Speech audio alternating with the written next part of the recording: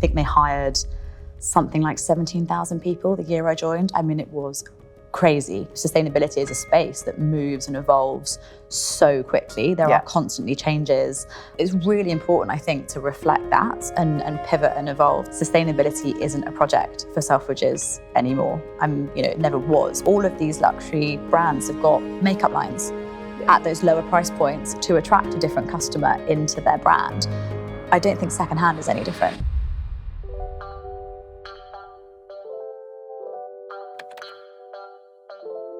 Ella, thank you so much for being here today. Thank you for having me. Yeah, no worries. How are you doing? I'm very well, thank you. Not too hot on this very hot summer day. I love the heat. I grew up in France, so the fact that summer has finally arrived is very welcome. It's a very good feeling. So I would love you to tell everyone more about yourself and how you got to your role as head of sustainability at Selfridges. Yeah, absolutely. I mean, I think the key thing for me is my job and what I do at Selfridges really didn't exist. So when I was starting out and thinking about what I wanted to do, I knew I always wanted to go into fashion with a kind of more focus on your high-end luxury. I actually started interning at Condé Nast on my year abroad across loads of different areas of their business, which was such an incredible experience. Obviously, they paid me nothing for that privilege. I realised pretty quickly the areas I was interested in were kind of more that commercial efficiency, business development side. So ended up going into consulting and spent a couple of years doing that. Very much early 20s, mainly picked projects based on where they were in the world. So spent 6 months in Costa Rica. Wow. That was kind of top criteria. And then I sort of realised that there wasn't a big focus on sort of fashion at the company I was at. And so decided I was going to pivot. Looked at Farfetch and Amazon. So it was that time where tech, online was just absolutely booming.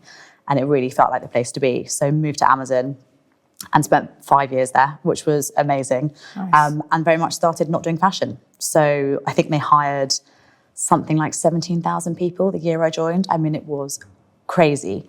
And as, I don't know if you're familiar, but Amazon sort of hires for Amazon as opposed to kind of an individual role. There is a real expectation that you move around and across the business.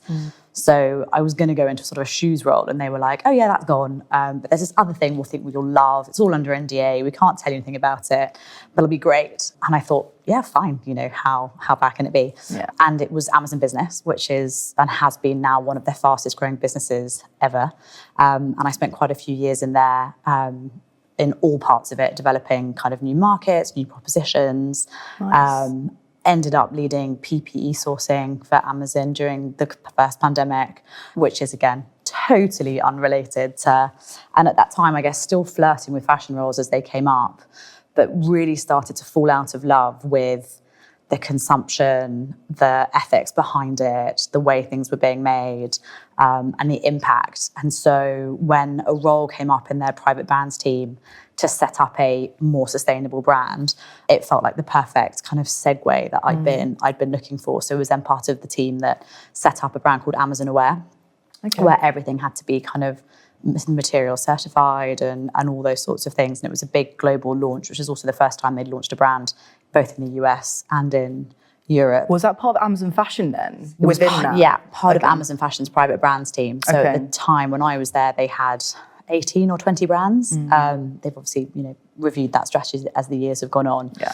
And when that kind of launched and started to end, I think, was focused on circularity. I thought a lot around when I was on the marketplace, bringing in how you could bring in vintage sellers, and it was something that had never really got any traction.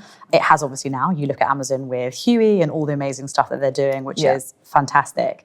I was just a bit impatient and my sort of circular ideas weren't really going anywhere. And I thought, you know what, I want to be much more focused. Nice. And actually looked at startups. Had a number of conversations with rental businesses, resale businesses, those sorts of things. And then this role at Selfridges came up, which was to head up their circular business models.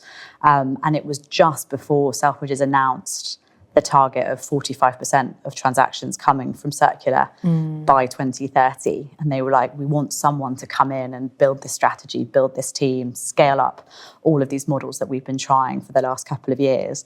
And it was one of those really sort of fortuitous moments where I was like, this is the perfect job description. This is exactly what I'm looking for. I couldn't have written this better myself. Amazing. And then about 9 months ago, I took on the broader remit of all of sustainability. I was going to say, actually, like, across the board. How does it compare to just circular models? Like, what did that entail versus what you're doing now in terms of broader sustainability? So our circular business models is purely resale, rental, repair, refill, recycle. So everything So take the back. post-purchase. So all of that, keeping something in circulation for longer, basically, and kind of reducing waste within that fashion space. I now also have our route to net zero. So we have a commitment to hit net zero in our scopes 1 and 2, again, by 2040, 10 years ahead of the Paris Agreement. I have a pillar we call responsible sourcing, and that is all around our materials goals and certifications, so better sourcing, but also everything to do with modern slavery, ethical trade. It's the people and the stories behind those things as well. And then the other part of that is what we kind of call behavior change. So mindsets. How do you change the business, customer, brand partner mindsets to come on this journey and really, I guess, position Selfridges as the place to come and experiment and do amazing customer activations together in partnership to kind of move and change the industry and bring it forwards. Amazing. And are you being quite selective in terms of the brands that you're partnering with now, depending on if they're doing good for the environment or socially as well? Is that part of it, or is it kind of separate to that? It's definitely on our conversation with brands. So we have kind of a self-assessment questionnaire, and we ask our brand partners to fill that out. So we look at how they, what they're doing in that space and how it compares to our focus. I think we're so lucky that we have such incredible brand partners and such long-standing relationships that so often they're really open to the kind of, and they're very familiar with our creative playground and the way that we think, I think, quite uniquely about things. So they're always very interested. Don't get me wrong, some are further on the journey than others. But I think if you compare the space to even just 2 years ago, pretty much every brand now has a strategy. They're talking about it. They're making steps. It's really at the forefront of everyone's agendas, which is very cool. 100%. And also, it works both ways, right? Like in terms of Selfridges, you need to be perceived and seen as by the brands as a place that they want to be associated with as well, and that is doing good themselves. And I think having those bold commitments, that really provides a great backdrop that possibly de-risks it a little bit for the brands. They can use that backdrop to come and test and learn and experiment. And, brands have different appetites. Some of them want to be front and center and have their name all over it. Others prefer to partner more quietly and learn in a more discreet kind of way to help them make those business cases. And we're very open to working in both of those ways. Ultimately, we know we won't hit our goals and the industry won't change unless everybody kind of comes on the journey. So however we can move things forward, we will try and do that. Yeah, 100%. And how big is your sustainability team? Is it maybe you, or is it a big group of people? We've got about 10 people. Okay, nice. But obviously we're a team that partners really closely all across the business. And that's been a really big focus for us this year, is how do you create that ownership and accountability in the right parts of a business? It's something I hear so often when you go to conferences, you have great relationships with other sustainability teams. One sustainability team knocking down the door really is never going to move the needle. You need your supply chain, procurement, property, buying. Everybody has to be doing their bit. So we've done some really cool things around objectives this year, where everybody has a sustainability objective. And that was a great learning process. So that kicked off kind of 2 years ago. And when we reviewed it at the end of year 1, we realized actually that people were really struggling to connect their role back up to the strategy. Even though we'd done all these roadshows, etc., we were getting loads of stuff around, I'm going to stop using plastic bottles, or I'm going to make sure I always recycle, or I'm going to walk to work, and things like that. And don't get me wrong, I love and support all of those behaviours, but that really isn't helping our kind of business goals. And so we went back to the drawing board a little bit and mapped every single team member's role, every area, every department, back to the strategy. Wow, okay. And gave everybody multiple options of really clear, specific ways that they impacted that strategy. And the response to that was really positive.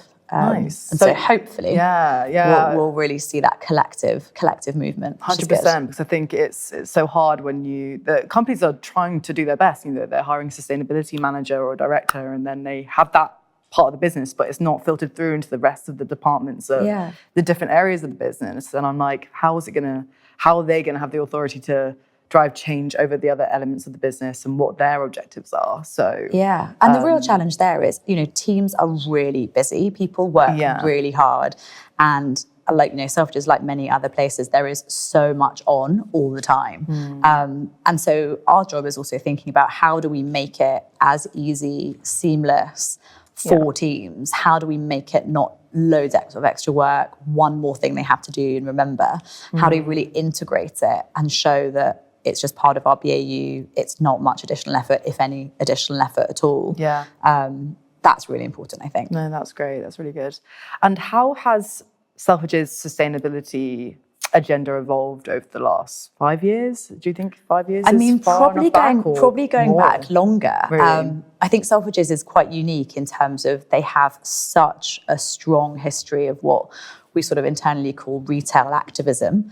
And you can probably go back sort of 20 years to banning fur, banning exotic skins, banning glitter and plastic. You think about, I think Project Ocean was in 2011. Okay. So it's a really long kind of timeline of taking quite a strong stance and position on various big different environmental topics. And that, I think, very much born out of having someone like Alana Weston, who's such an amazing kind of global green warrior at its helm for such a long time. That Project Earth, I guess, was quite a natural iteration, building on a lot of that, a lot of those learnings, ways we'd already worked with brands.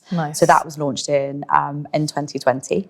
I remember that, like the big yellow writing the on sign. the I know. building. I'm kind of sad that's not actually on the store still. I think that was so impactful. That was a really big statement, and it was so good for social media as well. Just to be like, this is what we're about. This is what we want you to see when you look at Selfridges and what we believe in. I thought that was really cool. And I think it's something Selfridges does so well is engaging that customer. Project Earth in itself was such an impactful brand, as much as it was also the name of a strategy. And it had, campaign behind it. It had a look and feel, a tone of voice. It really, the business really came at it from a kind of 360 perspective.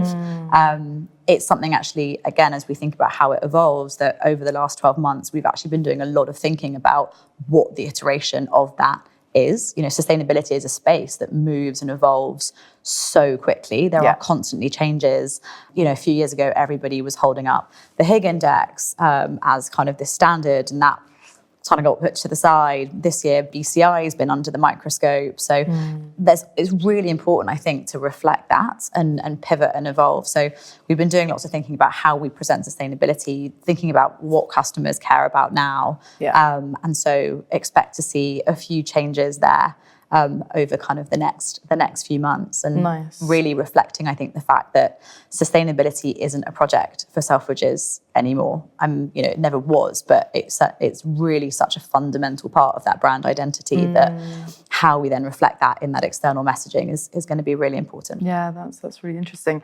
And in terms of the circular initiatives you're doing right now, so how has that changed, and how's the impact and the uptake been like on those sort of projects? Yeah, it's been amazing. We were chatting just before we started about the likes of her. So I think the way that Selfridges started in circular was through partners, and we still to this day work with amazing partners. If anything, we've added more. So this year we've got Sojo, the handbag clinic. So adding to that sort of amazing roster. I think we approach it certainly in the kind of a similar way that we look at brands. We've always been somewhere that's really championed new gen talent, etc., smaller brands. And I think with circular, it's been really similar in terms of lending our reach and our brand to really promoting and championing some of these amazing companies. That hasn't come without its challenges, I guess. So a lot of our propositions have been standalone microsites, separate logins, very, very sort of truncated and separate customer journey. And I suppose over the last sort of 12 months, that's the bit we've really been thinking about, is how do we bring this into our ecosystem? How do we really make it feel like a customer is engaging with Selfridges and having that equal proposition so it's across not just all of those touch points? Yeah, it's not just the in-store experience, it's also the online. And are you giving emphasis to both of those equally, or do you feel like the in-person activations are more important, would you say? I think it's a bit of both. Our time is probably split 50-50. There's no doubt that our stores continue to be a fundamental part of our offer and where most of our customers tend to engage with us. Yeah. And I think it's also one of Selfridge's superpowers is those in-person customer activations. Yeah. I think back to last summer, we did a whole season of circularity. So we dedicated a whole creative moment to circular that we called Worn Again. We had a corner shop, which is sort of, the prime piece of real estate within Selfridges. There was a stock exchange, and the customer response to that was absolutely phenomenal. Really amazing. They, particularly the kind of trade-in aspect, people went completely nuts for it, to the point where we had customers emptying their handbags on the table there and then and wanting to trade in. Really? Was that the swapping? Was that the swap shop, or was that separate? That was the separate one. So we had a swap shop on the 4th floor. Yeah. We had a whole amazing vintage curation in the lower ground floor. Nice. Yeah, I saw that. So we had lots of different elements. And I think it's so powerful to be at a company that puts that time, resource, energy, focus on circular business models. Because that is so important in terms of driving the awareness and driving that forward. 100%. And in terms of your role then, in terms of, I guess, challenges, because, as you said, you want to drive a lot of change, you want it to be fast. What's been some of the sticking points for you in terms of your journey with Selfridges? I think it's the realization that, you think about these moonshot targets that we have. So everything we buy and sell being more sustainably sourced, net zero by 2040, 45% of transactions coming from circular products and services. Yeah. Those are huge moonshot transformative goals, and deliberately so. If you want to drive change, you have to kind of be really ambitious. I think it's that realization that change of that level does not happen overnight. It is always going to be slower than you've anticipated, and you're always going to get people, no matter where you are, who are uncomfortable with change. Yeah. It kind of brings me back to my consulting days, where you go in and do these change projects and everybody hates the consultant because they're trying to change things. Yeah. So in hindsight, you find yourself taking skills that you've learned way back when into what you do now. Yeah. And also, I think it's learning to pivot your approach. Sometimes you're dead certain that the thing that you're doing is the right way. Learning to take that feedback from the business and kind of flexing and accepting that you might move a bit slower to then kind of go faster, etc. Yeah, is definitely. Being patient is probably the thing I find the hardest. Yeah, I can imagine. And there's so much potential as well of what you could do. Yeah. It's a marathon, not a sprint. Yeah. It's not a linear journey. It's that growth every single year is not going to look the same. There are going to be some big changes that are going to make that move, much more incrementally than others. And again, that kind of takes time, and you have to accept that there's a roadmap. And it's important, I think, also to make sure that it fits within the business. Yeah. There is no point doing something completely separately and having everything fall down. Building it in the right way for longer term success, I think, is really key. Not rushing it too much. Yeah. And why do you think Selfridges has taken such a strong stance with sustainability? Do you think it was because they wanted to stay relevant with customers? They want to bring in younger customers into the store? Was it because, as you said, the leadership team were like very kind of activists and focused, and they thought it was important, the environmental aspect? Like, what do you think it was? That's a great question. I think it's probably a bit of both. I talked about that history of sort of retail activism. It feels like it's been this gradual progression. It feels like that sort of strong stance is something that we have been known for, just sort of in general. I think the second part is definitely customers. Every single report that you look at, and even the research that we do on an annual basis, shows that our customers want to make more sustainable choices. They look to us to help them know how to kind of make those. And every single report shows you that secondhand is absolutely booming, rental is booming. All of these models are great, gaining in traction, even though things like repair have been around for years and years and years. They've kind of become sexy again, I suppose. People are really thinking about their consumption. And I think for Selfridges, it does lend itself really naturally to that customer experience, the sense of loyalty, all of those sorts of things. Yeah, okay, nice. Yeah, it's a mix of a few different elements there. And obviously we're in the space of resale. So I wanted to talk about Selfridges, resale, kind of where you're at with that journey and where you want it to go and what the business's kind of thoughts are on that. Yeah, I mean, it's definitely one of our biggest focuses. We see it as one of our major opportunities, both from, it's probably the model that is the most evolved, just in customer kind of consciousness and all of those things.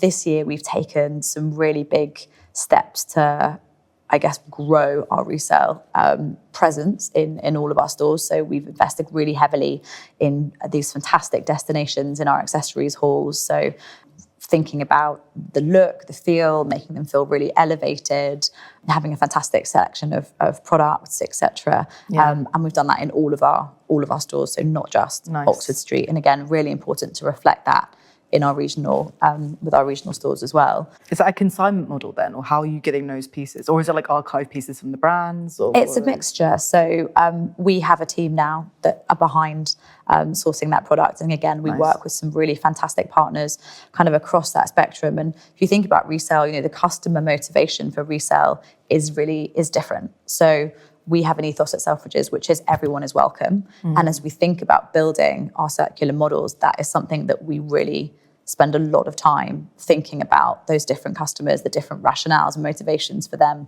coming to resale. For some people, it is accessibility, and it's the fact that a resale item might be a little bit more affordable as opposed to something new. And then on the flip side of that, you have customers looking for very rare, archival, one-off, unique pieces, and you really want to make sure we're catering for kind of that whole spectrum. Yeah, definitely. And when I went in the other day, I saw that these beautiful, pre-loved designer handbags, and they look like new, like they're in pristine condition. And I think it's so important, especially for the luxury consumer, to see it as that and see it as elevated, as you said, and as good as new, That's so important for us. Yeah. And again, as we think about the branding of these spaces and the branding of sustainability going forward, making it feel elevated, luxurious, on par with your kind of expectations of coming and shopping at Selfridges is absolutely key. It cannot be any different. And it's really small things like making sure we accept returns on pre-loved. You do not want to be creating an experience where it feels less than in any way. So the teams now that we have in our Selfridges spaces have all had our clienteling training. They have appointments. There's refreshments and beverages. We really emphasize that this is also a luxury experience. Yeah, and has it been popular? Like, has the uptake been good? It's been amazing. The feedback from customers, team members also feeling super empowered and really excited by those spaces. So really expect it to be a bumper year, I guess, for this. 100%. And we always ask this question on this show, which is, how would you like the industry to continue? Like, what change would you like to see in this space? I guess I thought about it, so three perspectives. From a customer perspective, more customer awareness for their consumption, for how things are made, for who makes things. I'm always baffled at how kind of willfully blinkered we are as customers when it comes to fashion. We start to think so carefully about food and organic this and that and driving less, whatever it is. It feels as though there is such a gap when it comes to clothing. And there's no excuse to not know when there's documentaries and exposés all the time about problems in supply chains, modern slavery, people sewing SOS messages into clothes and all those sorts of things. So it has to come from the customer. And the customer's really taking a stance on supporting or boycotting brands who aren't doing the right thing. From a brand's perspective, I was at Global Fashion Summit a few weeks ago, and there was such a resounding theme around brands taking responsibility for their supply chains. and that going faster. So obviously with legislation coming in around digital product passports, the French bringing in the likes of AGEC, there is no excuse anymore for this ridiculous subcontracting on top of subcontracting and not knowing what is going on in your supply chain. Ultimately, if something holds your brand, you have to know where that comes from. So that going faster and enabling the cleanup as well to make sure that people are treated with dignity across those supply chains, I think is really key. And then from a Selfridge perspective on circular, wanting to see the maisons much more active in this space. I think they definitely are. You know, obviously we have amazing relationships with a lot of them. There is definitely varying levels of interest and curiosity, shall we say, across the board. I find it baffling that they don't want to engage because from my perspective, certainly from the luxury end, it is so synonymous with their brand ethos of quality, longevity, keeping things, that, you know, craftsmanship, etc. So I do think it's only a matter of time. Do you think they're a bit scared, or they're just a bit like, it's the unknown, they don't know if they want to change? Like, it's a change thing again, isn't it? Huge change. But I think as well, what I wonder if the thing that will make them take the step is the fact that there is a slowdown in their spaces for the majority, not if you're, you know, Chanel, but lots of those luxury brands are facing a slowdown. And so is it the fact that it's an opportunity for them to commercialize their product for a second or third time that is the thing that actually is going to really get them on board? But I do believe they will. Again, I'd love to see it happen a bit faster. Yeah, definitely. I think it's just a case of it's happening, like that you're not going to be able to change that. Or if you could completely own that whole experience so that you can keep it feeling like a luxury experience and you can keep on making money for it when people aren't buying as much. And ultimately, I think the thing with circular is it's a customer play as much as it is everything. It's about seeing customers again that you may not have seen for years, or it's about acquiring a customer earlier into your ecosystem. I kind of compare it. You know, like who's buying your stuff pre-loved? If you don't know who they are, then how are you going to upsell to them in the future? And I kind of compare it to the fact that, you know, all of these luxury brands have got makeup lines at those lower price points to attract a different customer into their brand.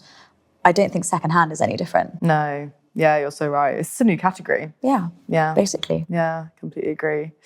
And what would your advice be for new brands coming into the space? I know you're not on the brand side right now, but you obviously know a lot about the brands. You work closely with them. So what would your advice be from a sustainability point of view to brands coming up through the ranks? I guess on one hand, there has never been more customer expectation around this. There's great data points about customers wanting this, supporting brands that are doing it. And on the flip side, employees wanting to work for companies that have strong values. That's a big one. And retaining those people because they really believe in kind of the brand vision around it. I would say start and try not to just get bogged down by the kind of compliance and legislation. Think about how you move the needle and kind of create the magic around it, which is really hard, right? Because there is so much compliance to do, et cetera, that takes up loads of time. Think about what the customer opportunity is, the commercial opportunity is of it, rather than it just being a tick box exercise. How do you turn it into an amazing customer activation? I think circular in particular, the arguments so often that you hear kind of against it are, oh, you know, margins are lower, et cetera. It's so much more of a challenge. For me, it's really key to build that sort of 360 picture as to why you do something. And, you know, I mentioned it being a customer play, but it is so inherently linked to customer loyalty, return visits, value of a customer, and even a product over time. And so there's a real mindset shift in how you measure the success of a circular model versus your standard kind of transaction, which, you know, you think about retail, you think about any business, is just so not how we've all been hardwired. We look at sales daily, weekly, quarterly. And so taking that step back and thinking about how it links with your loyalty program, your customer, et cetera, is ultimately going to be the key to success. Yeah, definitely. And it can speak volumes in terms of the quality of the items that you're pushing out, the durability of them, and the customer love as well. And, you know, if people are passing on, I think this is also something that we found with designer brands, is that they're like, well, everyone's going to keep our bags or forever. and you're like, it's not how it's working anymore. Like they might like it, but they do maybe want another one, you know, and like, that's nothing wrong with that. It's nothing wrong with your brand. It's just customer behavior has changed, and it's so easy for them to do it now. And a parent and their child fundamentally might not have the same taste. Yeah, exactly. So it's this kind of a bit of an ego thing sometimes, I think, with the brands, where you're just like, it's trying to help them understand and not, you know, like there's nothing wrong with your designs. It's just the fact that people are changing. Yeah. But you look at the opportunity, you think about how there are multiple multi-billion-dollar companies globally in resale, in the luxury space. We're working with a new partner who's had billions of bags and watches go through their platform in the last sort of 12 to 18 months alone. And you just think, for these brands, you could take control of this. Yeah. You could control that narrative. You can control the customer service, the experience. Yeah, exactly. Having that ownership, I think, for me, if I were heading up one of these brands, would be, I'd be so interested in that. Yeah, own it for as long as possible. Yeah.